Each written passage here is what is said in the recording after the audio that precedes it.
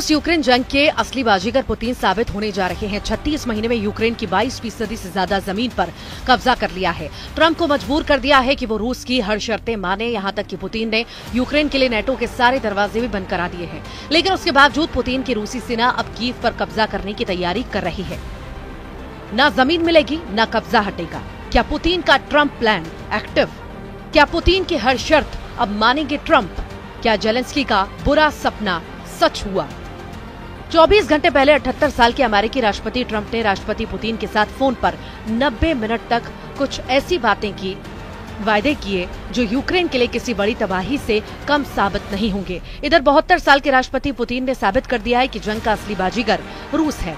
हम आपको युद्ध विराम को लेकर जो खबरें पश्चिमी और रूसी मीडिया में तेजी से वायरल हो रही हैं, उसकी एक एक डिटेल दिखाएंगे।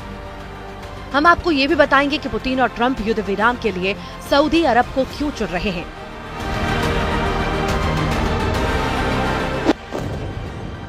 साथ ही ये भी दिखाएंगे कि अमेरिका अधिकारियों ने अब ये कहना क्यों शुरू कर दिया है कि नेटो में यूक्रेन को शामिल करना बेहद मुश्किल। ट्रंप ने यह भी इशारा क्यों किया है कि रूस ने लगभग 3 साल की जंग में जो जमीन यूक्रेन की कब्जा ली है, उसे रूस से वापस लेना लगभग असंभव है। ऐसे में सवाल उठता है कि क्या ट्रंप पुतिन की हर शर्त मानने को तैयार है? और दूसरा सवाल, युद्ध विराम से अमेरिका को क्या फायदा होने वाला है?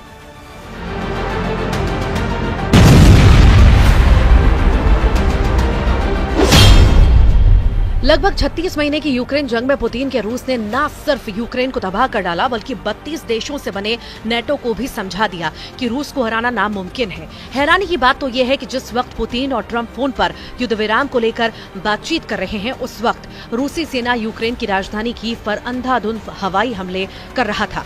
अब सवाल उठता है कि ट्रंप ने पुतिन से 90 मिनट तक फोन पर ऐसी क्या बातचीत की है जिसने यूक्रेन के होश उड़ा दिए हैं। 20 जनवरी 2025 को राष्ट्रपति की शपथ लेने के बाद पहली बार ट्रंप ने पुतिन से युद्ध विराम को लेकर बातचीत की। अमेरिका और रूसी मीडिया का दावा है कि ट्रंप और पुतिन के बीच लगभग 90 मिनट तक वार्ता हुई। दावों के मुताबिक पुतिन ने ट्रंप से 2 टूक कह दिया है कि रूस यूक्रेन के उन इलाकों को नहीं छोड़ेगा जिसे रूसी सेना ने पिछले 36 महीनों की जंग में कब्जा किया है। दावा किया जा रहा है कि ट्रंप ने पुतिन से कह दिया है कि वो इस पर विचार करेंगे। इसके अलावा पुतिन फोन वार्ता पर यह भी साफ कर दिया है कि यूक्रेनी इलाकों से नेटो के कमांडर और नेटो के हथियारों को हटाया जाए। ट्रंप ने पुतिन की शर्त पर भी पॉजिटिव जवाब दिया। इसके अलावा पुतिन की तरफ से तीसरी और सबसे अहम शर्त ट्रंप के सामने रखी गई है। वो किसी भी हालत में यूक्रेन को नेटो का सदस्य देश नहीं बनाया जाएगा। ट्रंप ने इस शर्त पर पुतिन को भरोसा दिलाया कि ऐसा ही होगा, यानी यूक्रेन अब नेटो का सदस्य देश नहीं बन पाएगा।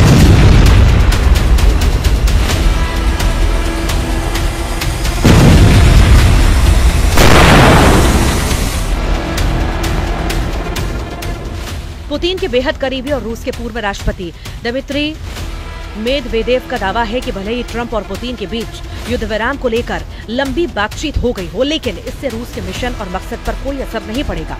सख्ता तेवरों के साथ पुतिन के करीबी दिमित्री मेदवेदेव ने जो ताजा दावे और बयान दिए हैं, उसने राष्ट्रपति ट्रंप को साफ संदेश दिया है कि रूस झुकने वाला नहीं है और न ही यूक्रेन की कब्जा की गई जमीन को रूस छोड़ने वाला है।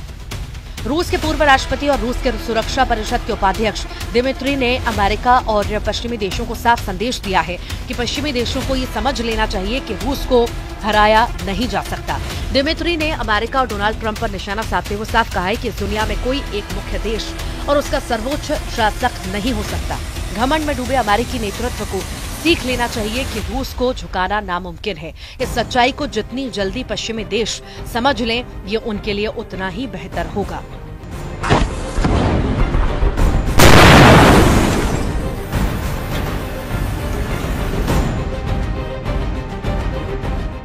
दिमित्री मेदवेदेव के इस बयान से साफ है कि ट्रंप यूक्रेन युद्ध को खत्म करने के लिए कितनी भी कोशिश कर लें, रूस अपनी शर्तों पर कोई फैसला करेगा। रूस के इन तेवरों से जेलेंस्की के होश उड़ना भी शुरू हो गए हैं। इधर जिस वक्त ट्रंप और पुतिन के बीच लगभग 1.5 घंटे तक फोन पर वार्ता चल रही थी, तो उधर यूक्रेन की राजधानी कीव पर रूसी सेना भयंकर हवाई हमले करने में जुटा था। हैरानी की बात तो यह है कि यूक्रेन पर रूस के ताजा हमलों में उन इलाकों पर सबसे भीषण हमले किए गए जहां यूक्रेनी सेना बेहद मजबूत स्थिति में मानी जाती है। खास तौर से राजधानी कीव में रूसी हमलों ने यूक्रेन के सभी एयर डिफेंस सिस्टमों को चकमा देकर भारी तबाही मचाई है। जरा देखिए। यूक्रेन की सेना ने माना है कि रूस ने रात भर कीव पर हवाई हमले किए। हमले में रूस की तरफ से 7 बैलिस्टिक मिसाइलें कीव पर दागी गई। हालांकि यूक्रेनी सेना का दावा है कि 7 में से 6 बैलिस्टिक मिसाइलों को उसने मार गिराया। इसके अलावा रूसी सेना ने कीव में 123 आत्मघाती ड्रोन हमले किए, जिसमें से 71 को मार गिराया गया। यूक्रेनी सेना दावा भी कर रही है, लेकिन फिर भी 52 आत्मघाती ड्रोन ने कीव में भयंकर तबाही मचाई है। इधर पुतिन लगातार ट्रंप पर दबाव बना रहे हैं कि अगर युद्ध लंबा खींचा तो रूस कोई नेटो देशों पर सीधा हमला कर सकता है। ट्रंप भी जानते हैं कि अगर युद्ध लगा तो अमेरिका को अरबों डॉलर का नुकसान होगा। ट्रंप ने 48 घंटे पहले ही बयान दिया है कि रूस कभी भी यूक्रेन पर कब्जा कर सकता है। ऐसे हालात में अमेरिका के 500 अरब डॉलर की सैन्य सहायता यूक्रेन में डूब सकती है। अगर पुतिन के साथ युद्ध विराम हो जाता है तो ट्रंप यूक्रेन के दुर्लभ खनिज पर सौदा करके अपने 500 अरब डॉलर वसूल सकते हैं, क्योंकि ट्रंप को जो रिपोर्ट मिल रही है उसके मुताबिक हर 24 घंटे में रूसी सेना या तो यूक्रेन के किसी गांव पर कब्जा कर रही है या फिर शहर पर। रूस के रक्षा मंत्रालय ने एक वीडियो जारी कर यूक्रेन के जर्जिस्क शहर पर कब्जे का दावा किया। रूसी न्यूज आउटलेट आरटी के मुताबिक यूक्रेन के डोनेट्स्क क्षेत्र में स्थित जर्जिस्क शहर पर रूस ने पूरी तरह से कब्जा कर लिया है और इसके अलावा रूस ने यहां मौजूद 2 गांव दुर्जबा और क्रिम्स्कोए पर भी कंट्रोल की बात कही है। रूसी सेना का यह भी बहुत बड़ा दावा है कि यूक्रेन ने जर्जिस्क शहर की रक्षा के लिए लगभग 40,000 सैनिकों को तैनात किया था, जिनमें से ज्यादा यूक्रेनी सैनिकों को रूसी सेना ने 5 महीने की खूनी में मार डाला है। रूस का दावा है कि उसने जर्जिस्क शहर और उसके आसपास यूक्रेनी सेना के 26,000 सैनिकों को पिछले 5 महीने की जंग में मार डाला। वीडियो फुटेज में रूसी ड्रोन्स को यूक्रेनी रसद और सैनिकों को निशाना बनाते हुए साफ देखा जा सकता है। रूस की डिफेंस मिनिस्ट्री का यह भी दावा है कि यूक्रेनी सेना ने शहर की लगभग हर इमारत को किले में तब्दील कर दिया था, जिससे रूसी सेना ने तबाह कर डाला है। कुल मिलाकर अब देखना होगा कि पुतिन और ट्रंप के बीच जो फोन पर वार्ता हुई है, क्या उसका असर जमीन पर देखने को मिलेगा या फिर जेलेंस्की अमेरिका साइड लाइन करके नेटो के साथ मिलकर कोई नया खेल करेगा।